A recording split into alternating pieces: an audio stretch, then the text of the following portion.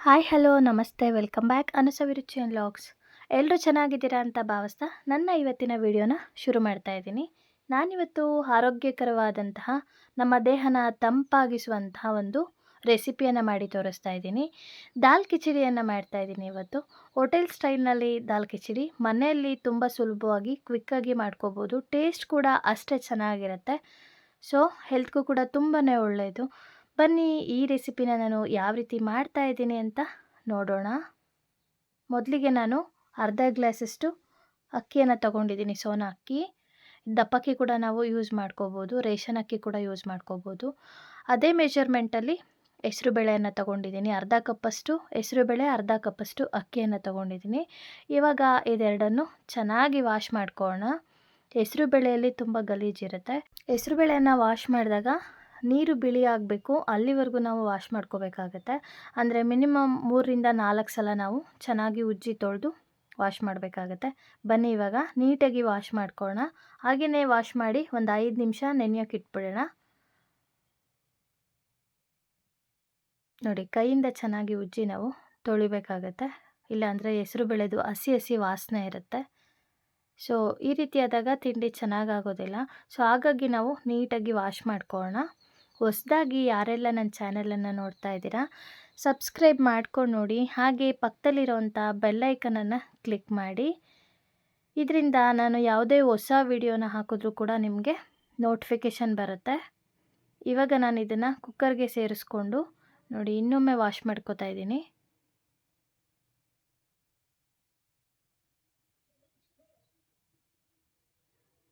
ಇದನ್ನು ವಾಶ್ ಮಾಡಿಕೊಂಡು ಮತ್ತೆ ನೀರನ್ನು ಸೇರಿಸ್ಕೊಂಡು ನಾನು 1 ಸ್ಪೂನಷ್ಟು ಅರಿಶಿಣ ಹಾಕ್ಕೋತಾ ಇದ್ದೀನಿ. ಸ್ವಲ್ಪ ಉಪ್ಪನ್ನು ಸೇರಿಸ್ಕೋತಾ ಇದ್ದೀನಿ. ಹಾಗೆ 1 ಸ್ಪೂನಷ್ಟು ತುಪ್ಪನ ಆ್ಯಡ್ ಮಾಡ್ಕೋತಾ ಇದ್ದೀನಿ. ಇವಾಗ ಕುಕ್ಕರ್ ಲಿಡನ್ನು ಕ್ಲೋಸ್ ಮಾಡಿ 3 ವಿಷಲ್ ತಗೋತಾ ಇದ್ದೀನಿ. ಇನ್ನೊಂದು ಕುಕ್ಕರ್ಗೆ ನಾನು ಒಗ್ಗರಣೆಗೆ ಇಟ್ಕೋತಾ ಇದ್ದೀನಿ. 2-3 ಸ್ಪೂನಷ್ಟು ತುಪ್ಪನ ಹಾಕ್ಕೊಂಡು ಸಾಸಿವೆ ಮತ್ತು ಜೀರಿಗೆಯನ್ನು ಸೇರಿಸ್ಕೊಂಡಿದ್ದೀನಿ. ಇವಾಗ ಹಸಿ ಕರಿಬೇವೇನು ಬರುತ್ತೆ ಅದನ್ನು ಸೇರಿಸ್ಕೋತಾ ಇದ್ದೀನಿ. ಸಣ್ಣದಾಗಿ 2 ಈರುಳ್ಳಿಯನ್ನು ಕಟ್ ಮಾಡ್ಕೊಂಡಿದ್ದೀನಿ. ಜೊತೆಗೆ 2 ಮೆಣಸಿನ್ಕಾಯಿನ ಸೇರಿಸ್ಕೊಂಡಿದ್ದೀನಿ. ಇದನ್ನು ಚೆನ್ನಾಗಿ ಫ್ರೈ ಮಾಡ್ಕೊಳ್ಳೋಣ. ಈರುಳ್ಳಿ ಕಲರ್ ಚೇಂಜ್ ಆಗಬೇಕು. ಇದೇ ಟೈಮಲ್ಲಿ ನಾನು 1/4 ಸ್ಪೂನಷ್ಟು ಶುಂಠಿ ಬೆಳ್ಳುಳ್ಳಿ ಪೇಸ್ಟನ್ನು ಕೂಡ ಆ್ಯಡ್ ಮಾಡ್ಕೋತಾ ಇದ್ದೀನಿ.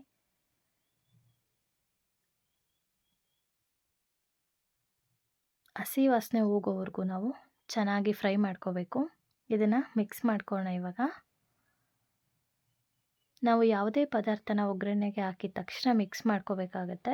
ಇದು ವೆರಿ ಇಂಪಾರ್ಟೆಂಟು. ಏಕೆಂದರೆ ಅದು ತನ್ನ ಫ್ಲೇವರ್ನಾಗಲಿ ಮತ್ತು ಕಲರನ್ನಾಗಲಿ ಬಿಟ್ಕೊಳ್ಳೋದಕ್ಕೆ ಒಗ್ಗರಣೆಯಲ್ಲಿ ಮಿಕ್ಸ್ ಮಾಡ್ಕೋಬೇಕು ಚೆನ್ನಾಗಿ. ಇವಾಗ ನಾನು ಒಣಮೆಣ್ಸಿನ್ಕಾಯನ್ನ ಸೇರಿಸ್ಕೋತಾ ಇದ್ದೀನಿ. ಒಣಮೆಣ್ಸಿನ್ಕಾಯನ್ನ ನಾವು ಯಾವಾಗಲೂ ಒಗ್ಗರಣೆ ಮಧ್ಯೆ ಸೇರಿಸ್ಕೋಬೇಕು. ಮೊದಲೇ ಸೇರಿಸ್ಕೊಂಡ್ರೆ ಸೀದೋಗ್ಬಿಡುತ್ತೆ ಅಥವಾ ಘಾಟ್ ವಾಸನೆ ಬರುತ್ತೆ. ಸೊ ಹಾಗಾಗಿ ಒಗ್ಗರಣೆ ಮಧ್ಯ ಸೇರಿಸ್ಕೋಬೇಕಾಗತ್ತೆ. ಇವಾಗ ಸಣ್ಣದಾಗಿ ಕಟ್ ಮಾಡಿರೋಂಥ 4 ಟೊಮೊಟೊನ ಸೇರಿಸ್ಕೋತಾ ಇದ್ದೀನಿ. ಚೆನ್ನಾಗಿ ಮಿಕ್ಸ್ ಮಾಡ್ಕೊಳ್ಳೋಣ. ಈ ಟೈಮಲ್ಲಿ ನಾನು ಸ್ವಲ್ಪ ಉಪ್ಪನ್ನು ಕೂಡ ಆ್ಯಡ್ ಮಾಡ್ಕೋತಾ ಇದ್ದೀನಿ. ಉಪ್ಪನ್ನು ಹಾಕೋದ್ರಿಂದ ಟೊಮೊಟೊ ಕೂಡ ಸಾಫ್ಟ್ ಆಗುತ್ತೆ. ಹಾಗೆಯೇ ಶುಂಠಿ ಬೆಳ್ಳುಳ್ಳಿ ಪೇಸ್ಟ್ದು ಮಸಾಲ ಸ್ವಲ್ಪ ತಳ ಹಿಡ್ದಿರುತ್ತೆ ನೋಡಿ, ಅದು ಕೂಡ ಉಪ್ಪನ್ನು ಹಾಕೋದ್ರಿಂದ ಬೇಗ ಬಿಟ್ಬಿಡುತ್ತೆ ನೀರಿನ ಅಂಶದಿಂದ. ಸೊ ನೋಡಿ, ಇವಾಗ ಟೊಮೊಟೊ ಕೂಡ ಸ್ವಲ್ಪ ಸಾಫ್ಟ್ ಆಗಬೇಕು, ಅಲ್ಲಿವರೆಗೂ ನಾವು ಫ್ರೈ ಮಾಡ್ಕೊಳ್ಳೋಣ.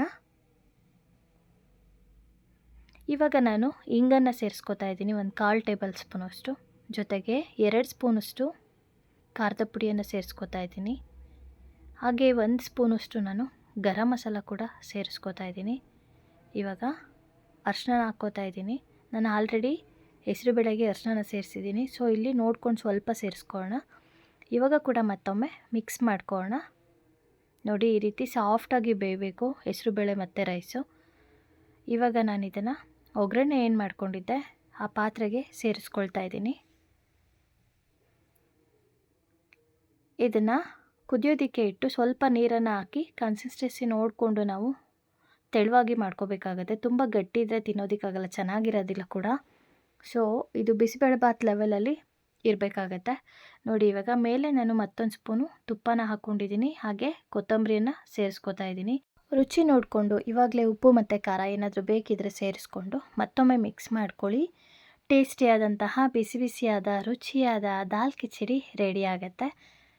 ಟೇಸ್ಟ್ ಅಂತೂ ತುಂಬಾ ಚೆನ್ನಾಗಿರುತ್ತೆ. ಹೋಟೆಲಲ್ಲಿ ಯಾವ ರೀತಿ ದಾಲ್ ಕಿಚಡಿ ಕೊಡ್ತಾರೋ ಅದೇ ಟೇಸ್ಟ್ ಇರುತ್ತೆ. ನೋಡಿ, ಇಷ್ಟು ಸಿಂಪಲ್ಲಾಗಿ ನಾವು ಮನೆಯಲ್ಲೇ ಆರಾಮಾಗಿ ಮಾಡ್ಕೊಂಡು ತಿನ್ಬೋದು ಹೋಟೆಲ್ಗೆ ಹೋಗೋ ಬದಲು. ತುಂಬಾ ಟೇಸ್ಟಿಯಾದಂತಹ ದಾಲ್ ಕಿಚಡಿ ರೆಡಿಯಾಗಿದೆ. ನನ್ನ ಈ ವಿಡಿಯೋ ಇಷ್ಟ ಆದಲ್ಲಿ ಹೇಗಿತ್ತು ಅಂತ ಮರೀದೆ ಕಮೆಂಟಲ್ಲಿ ತಿಳಿಸಿ. ಜೊತೆಗೆ ನನ್ನ ಈ ವೆಜ್ ರೆಸಿಪಿ ಚಾನಲನ್ನು ನಿಮ್ಮ ಫ್ರೆಂಡ್ಸ್, ಫ್ಯಾಮಿಲಿ, ರಿಲೇಟಿವ್ಗೆ ಸಜೆಸ್ಟ್ ಮಾಡಿ ಅಂತ ಕೇಳ್ಕೊತೀನಿ. ಹೊಸದಾಗಿ ಚಾನಲನ್ನು ನೋಡ್ತಾ ಇರೋರು ಸಬ್ಸ್ಕ್ರೈಬ್ ಮಾಡ್ಕೊಂಡು ನೋಡಿ, ಮರೀದೆ ಬೆಲ್ಲೈಕನ್ ಕ್ಲಿಕ್ ಮಾಡಿ. Thank you for watching. ಮತ್ತೊಂದು ಹೊಸ ರುಚಿಯೊಂದಿಗೆ ಮತ್ತೆ ಭೇಟಿಯಾಗೋಣ. ಧನ್ಯವಾದಗಳು. Take care. ಬಾಯ್.